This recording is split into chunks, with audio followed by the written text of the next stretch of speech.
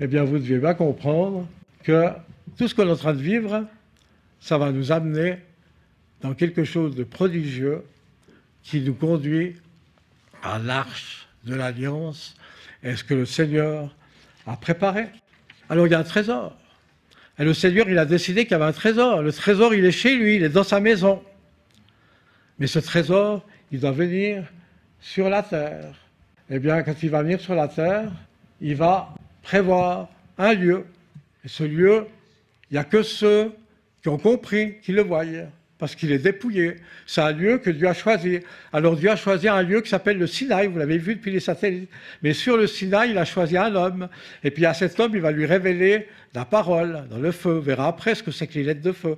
Et puis les lettres de feu, c'est un langage qui vient du ciel. Et quand il reçoit ce langage qui vient du ciel, la Torah, il faudra la mettre dans le tabernacle. Et Dieu a choisi une tente. On mettra tout ça dans une tente. Puis dans la tente, Moïse, il va construire une arche. On mettra l'arche dans la tente. Pourquoi? Parce que l'arche, c'est le royaume de Dieu. C'est une petite maquette, une petite représentation de la maison de Dieu. Là où il y a les chérubins, là où il y a la gloire. Et ces chérubins dans la gloire, ils sont en haut. Vous n'avez pas de peine à imaginer qu'ils sont dans le ciel. Dans la montagne de l'Éternel, il y a tous les chérubins. Mais il a voulu qu'ils soient représentés sur la terre. Donc il a prévu une arche, ARN, vous allez voir avec ADN, Adonai et ARN, l'arche. Tout ça, c'est le trésor qui est relié même en biologie. Et alors ça veut dire qu'avec ces chérubins, eh bien, ils vont nous amener dans la fabrication en bois d'acacia. Mais ils n'ont que du bois d'acacia. C'est rien du tout le bois d'acacia. Moi, comme je suis ébéniste, je vous dis, on ne fait pas grand-chose avec du bois d'acacia. Mais le Seigneur, il a choisi l'acacia, parce qu'il sait que sur l'acacia, on va mettre de l'or.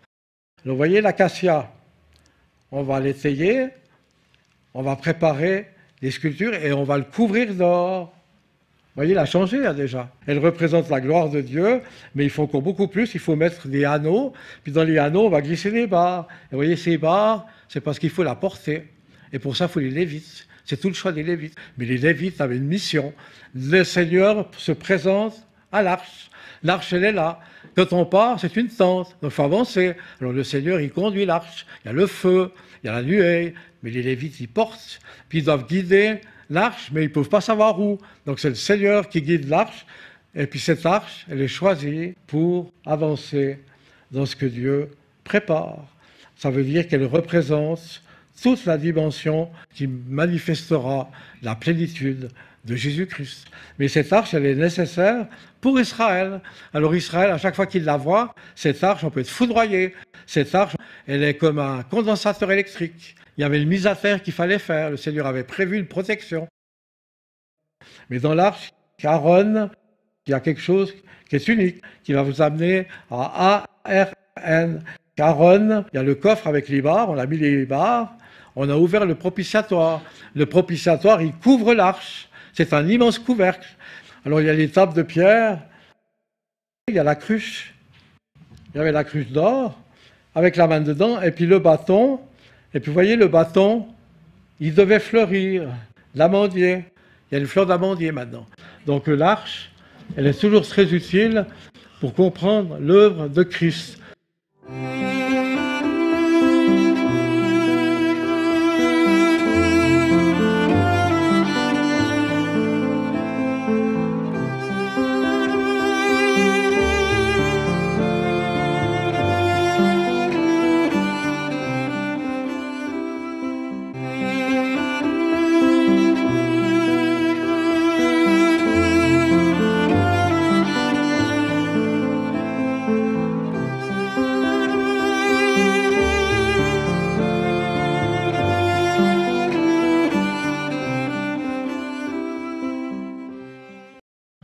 Vous avez la demeure de l'Éternel, les lettres de feu et l'arche de l'Alliance. Tout ça, c'est un tout, ça va ensemble. Alors regardez, ça, c'est la gloire du Seigneur. C'est la maison de l'Éternel, c'est ce qu'il y a en haut, c'est la Jérusalem céleste. Elle est glorieuse. Et alors, quand vous êtes dans la Jérusalem céleste, vous allez devoir contempler les murailles. Il y a les apôtres, les tribus d'Israël, tout ça est prévu. C'est la manifestation de la gloire du Seigneur. Et le Seigneur va permettre que toute cette manifestation de la gloire, elle vienne chez nous, sur la terre, avec les lettres de feu. Et ces lettres de feu, Moïse, il va les recevoir. Elles descendent de là-haut. C'est les lettres de feu. Et puis ces lettres de feu, elles sont remplies de toute la conception du système de l'univers. Tout l'univers est construit là-dessus. Toute votre biologie est construite là-dessus. Toute la parole de Dieu est construite là-dessus. Toute la Torah de Moïse est construite là-dessus. C'est les lettres de feu qui apparaissent sur la montagne de l'Éternel. Et ces lettres de feu, eh bien, elles vont venir sur Moïse parce que c'est lui qui va recevoir les 10 paroles. Mais les 10 paroles, elles sont dans ces tables. Vous voyez, Moïse, il les reçoit. Elles se mettent en place. C'est surnaturel. Et quand elles se mettent en place, c'est surnaturel. C'est toute la parole de Dieu. Alors la parole de Dieu, elle se construit avec la Torah. Et la Torah, c'est tout ça. Vous voyez la Torah là? C'est toute cette conception que Moïse a reçue. C'est mystérieux, mais nous on le croit. Et vous voyez toutes les 22 lettres. Les 22 lettres, elles sont là. Elles construisent la Torah de Moïse. Et alors ces 22 lettres, elles sont liées au langage.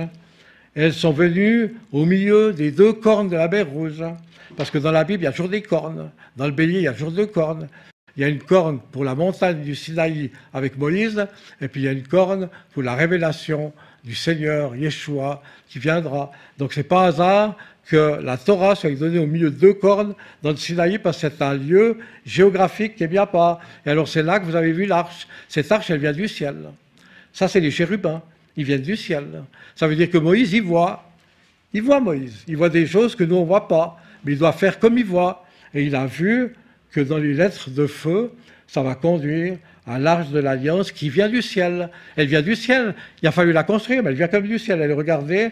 Et bien là, maintenant, vous allez comprendre que tout s'est relié. L'arche, elle est là, elle est venue. Elle a traversé tout l'univers. Elle est venue dans le Sinaï.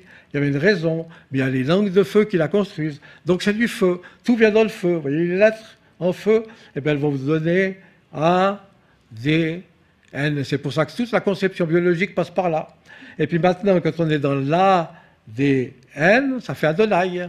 Adonai est au-dessus de tout. Mais ça ne suffit pas. Il faut l'arche. A, R, N. Mais ARN, c'est la conception des lettres de feu qui descendent avec Moïse. Et ça donne Aaron.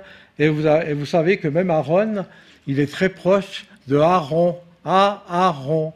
Alors vous voyez, quand on a Aaron, il y a des événements qui vont nous conduire dans la conception biologique de la vie.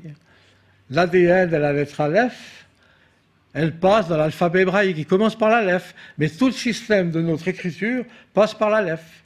Et puis il y a l'ADN. Mais l'ARN, c'est aussi la lettre Aleph. Donc tout notre système passe par l'ADN, puis passe aussi par l'ARN. Mais tout ça nous conduit à Aleph. Et puis quand vous avez l'Aleph, vous avez un pont avec l'arche, l'ARN en biologie, qui vous amène dans les laminines et les protéines. Puis ce qui est extraordinaire, c'est que ça, c'est les scientifiques, c'est les médecins, c'est les gens qui vous disent c'est quand même curieux. Parce que les protéines, elles ont la forme d'une croix asymétrique. Et puis cette croix, c'est exactement celle de Jésus-Christ. Mais si vous regardez au microscope la miniature de vos protéines, vous verrez la croix. Ça veut dire que la croix est inscrite partout, dans le signe de l'univers, dans l'arche de l'Alliance, dans tous les codes cachés des écritures et des lettres, passe la croix de Jésus-Christ. Elle est partout. Ben maintenant, vous devez comprendre que tout ça est un maillon que Dieu a donné, puis que les hommes commencent à trouver. Ils commencent à trouver. Mais ça a toujours existé, c'est l'éternel, mais il commence à trouver. C'est le langage des acides aminés et le langage des acides nucléides. C'est un langage qui vient du Seigneur, c'est un langage qui est dans la Torah, c'est un langage qui vous a conçu, c'est le langage que vous avez dans vos chromosomes, et il passe par le génome, il passe par votre ADN qui est unique. Et alors cet acide désoxyribonucléide, il va avec l'acide ribonucléide, et c'est ce que les scientifiques découvrent. C'est mystérieux, c'est extraordinaire. Il faut comprendre l'ADN pour pouvoir aller dans l'ARN.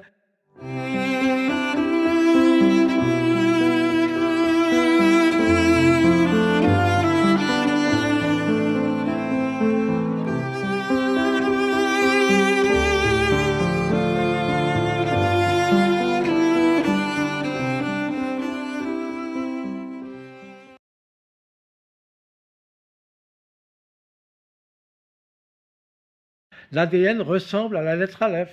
Mais ça ne suffit pas. Alors quand je suis dans l'ADN, j'ai un trésor, mais cet ADN, il va aller dans l'ARN. Et bien l'ARN, c'est un pont intermédiaire. Et ce n'est pas étonnant qu'il est lié à l'arche, parce que l'arche, c'est un pont. D'ailleurs, vous voyez, quand on a des arcs, quand on a sur la terre, on parle certaines expressions, il y a un pont, mais quand vous êtes dans l'arche de l'Alliance, vous devez partir, aller plus loin, et au moment où vous partez, vous allez dans les protéines. Alors l'arche de l'Alliance, elle est exactement en sandwich entre l'ADN et la croix de Jésus-Christ. Il nous a fallu l'ADN. L'ADN avec l'Aleph, il nous conduit à Adonai. Et puis après Adonai, il nous a amené un trésor qu'il a placé sur la terre. C'est l'arche ARN. Et puis, vous avez l'ADN. L'ADN, c'est un trésor. Beaucoup de commentateurs vous comparent l'ADN à un trésor fermé, scellé. Vous ne pouvez pas l'ouvrir, c'est impossible. Vous ne pouvez pas toucher l'ADN et il est fermé, c'est un coffre-fort. Le Seigneur l'a fermé, le langage est fermé, mais il nous l'a transmis par l'ARN, par l'arche, par la parole. Tous nos acides nucléides, tous nos langages de nos chromosomes, tout ce qu'on a reçu dans notre vie qui est notre ADN, on ne peut pas y toucher.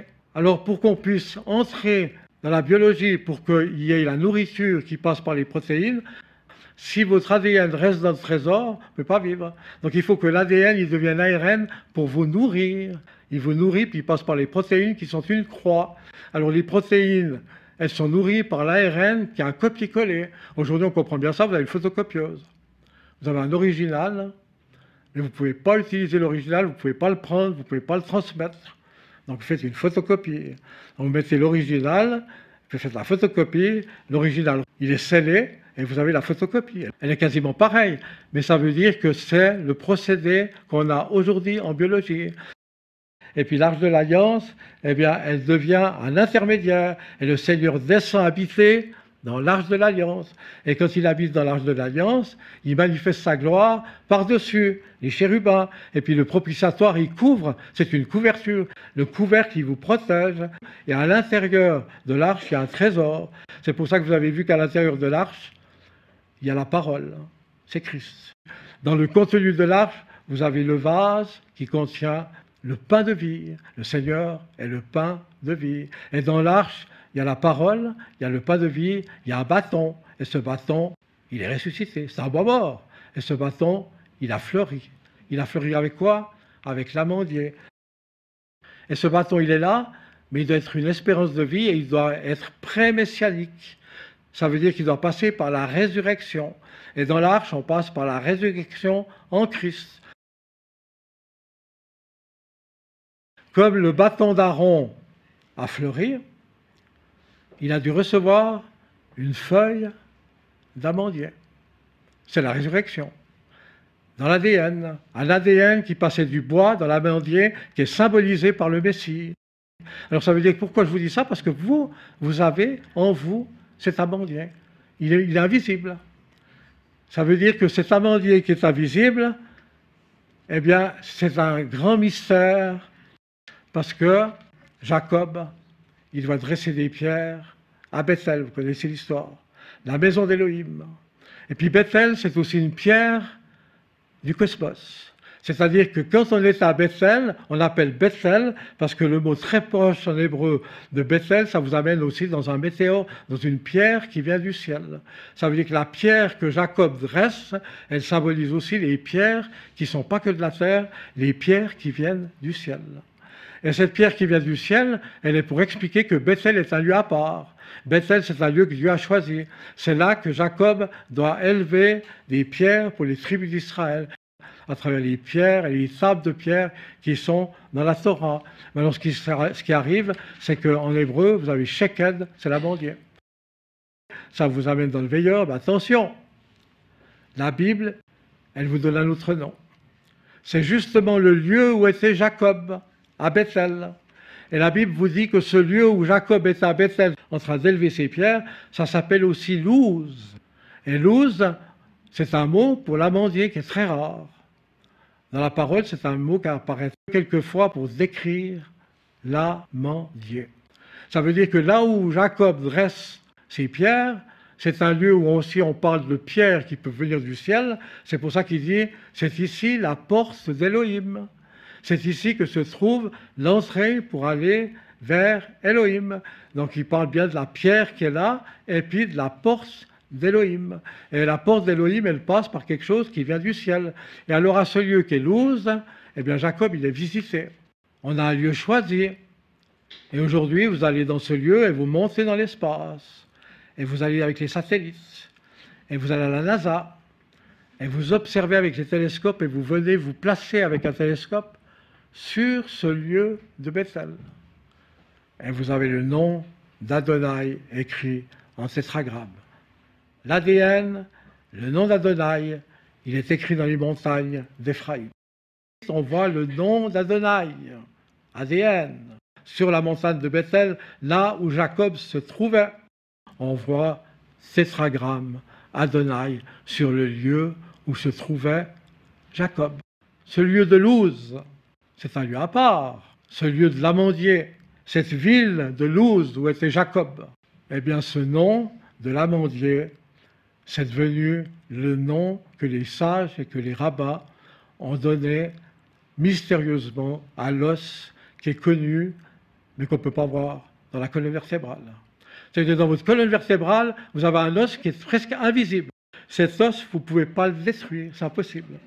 Ni par le feu, ni par la destruction de votre corps, ni par la mort, vous ne pouvez pas détruire ce petit Luz.